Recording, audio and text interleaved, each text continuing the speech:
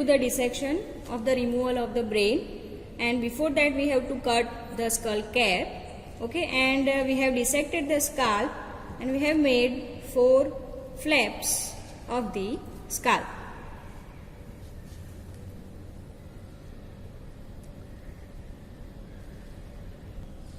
Here on the lateral side of the skull you can see this is the temporalis muscle. Temporalis muscle that takes origin from the temporal fossa and the overlying fascia. Here we have made cut over the temporalis muscle, and here now you can see the fibers of temporalis muscle arising from the temporal fossa and from the overlying fascia. Now for the removal of the brain we have to make incision over the skull cap. Okay, and we make the incision by some definite points. Okay, for that these are the orbital margins, and 1 centimeter above the orbital margins we will keep the incision on each side. Okay, and it extends laterally up to the upper margin of the external acoustic meatus. The line posteriorly extends 1 centimeter above the inion, and here you can see this is the external occipital protuberance, and most prominent point upon that that is known as inion. So 1 centimeter above the inion, okay, posteriorly we will make the incision. Now for the removal of the skull cap we use the instruments, that is hammer, this is a chisel, and this is the saw. Now with the help of the saw we will make the incision 1 centimeter above the orbital margins. Okay, we will make the incision. This is how we use the saw.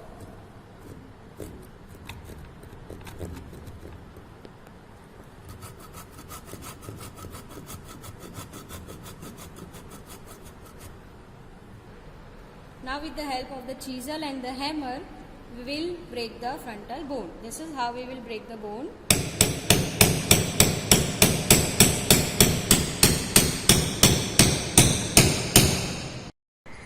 Now here we have made the incision, okay, above the supraorbital margins. You can see we have cut the bone, frontal bone.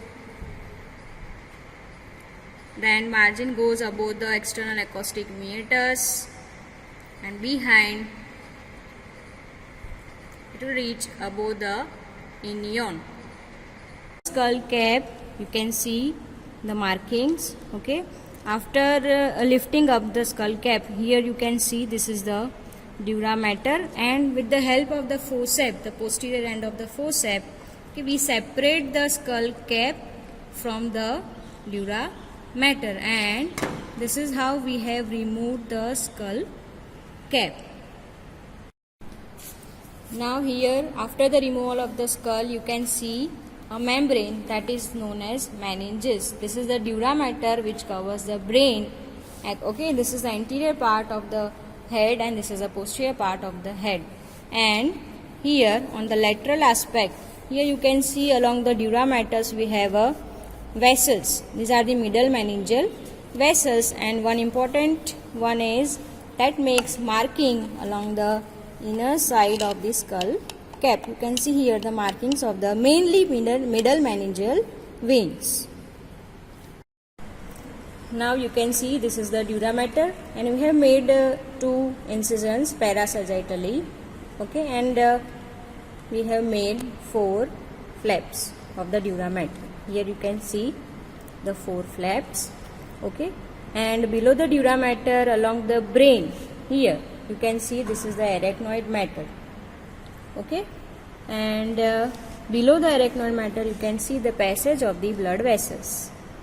Here this is the lateral sulcus of the brain, and we can see the blood vessels here, and the median portion of the dura mater we have kept inside. Okay, that is known as a fold of the dura mater, which is the falx cerebri, which lies between the 2 cerebral hemisphere, and anteriorly the falx cerebri is attached to the crista galli. this is bony prominence in the anterior cranial fossa. This is known as crista galli, where it gives attachment to the anterior end of the falx cerebri. And now I will cut the attachment of the falx cerebri from the anterior aspect. Now this is the fold of the dura mater. I am lifting up after cutting its attachment to the crista galli. Here this you can see, which lies between the two cerebral hemisphere, and it is known as falx cerebri. Now dura mater is having two layers, outer endosteal, inner meningeal layer, and most of the areas, the two layers of the dura mater is fused, but at some place it forms the meningeal layer of the dura mater forms a fold. One of the fold is this, which is a falx cerebri.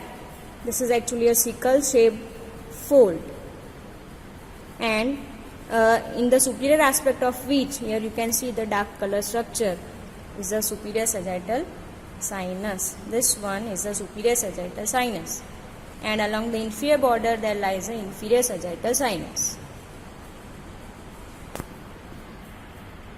Now in the level of the mid sagittal section, okay, you will find out some granulations. See here, these are very well marked. These are known as arachnoid granulations, and this also makes markings along the inner aspect of the skull, that is along the sagittal suture. Okay, and these are the arachnoid granulations which help in the CSF absorption.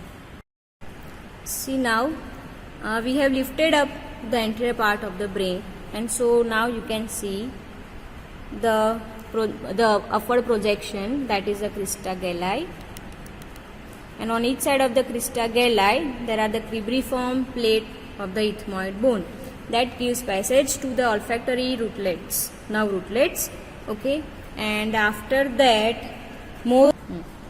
now in the middle you can see very well optic nerve and the optic chiasma.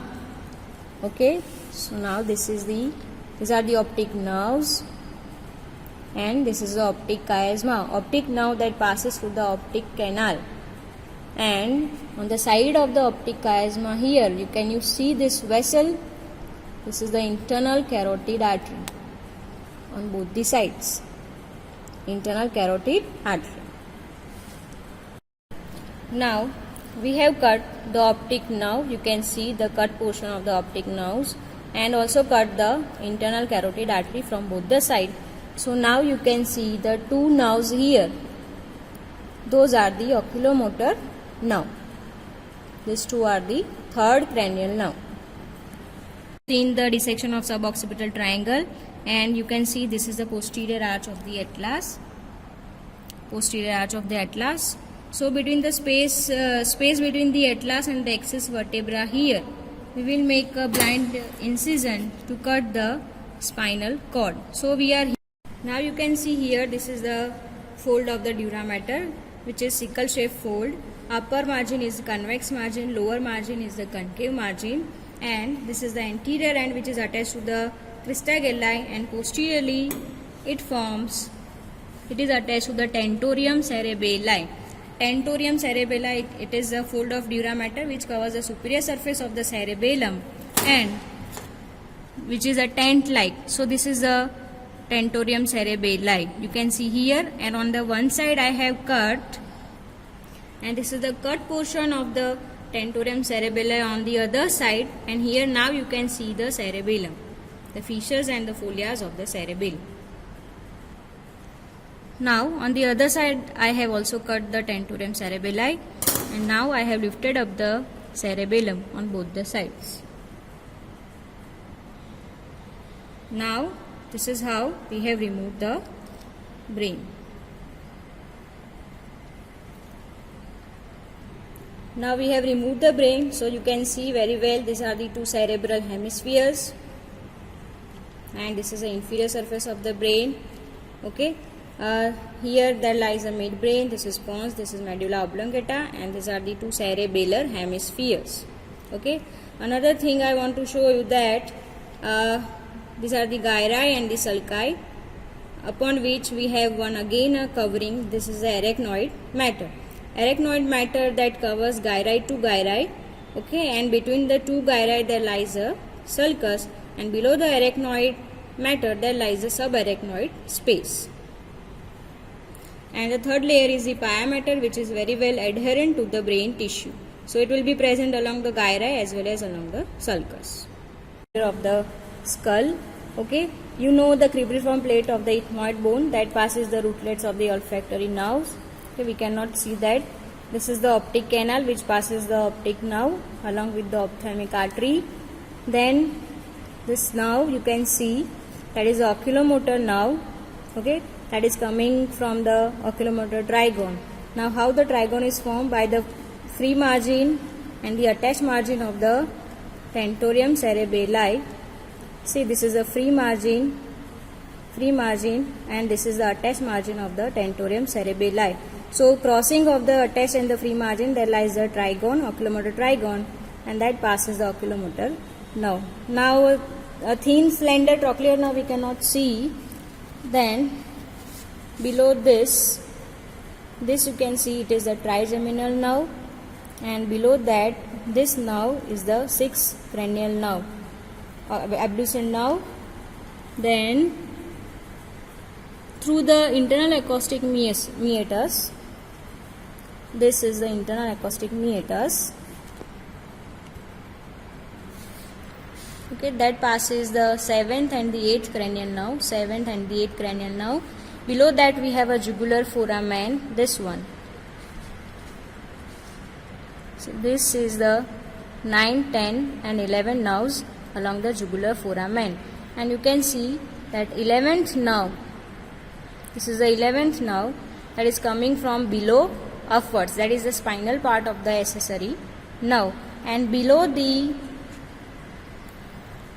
spinal part of the accessory nerve, here you will find out the hypoglossal canal which passes the 12th cranial nerve, this one. So again, see, optic nerve, then oculomotor nerve, then this is the trigeminal nerve, this is the abducent nerve, then from internal acoustic meatus 7th and the 8th cranial nerve, then from the jugular foramen 9, 10, 11 cranial nerves, and on this side here this is the 12th cranial nerve.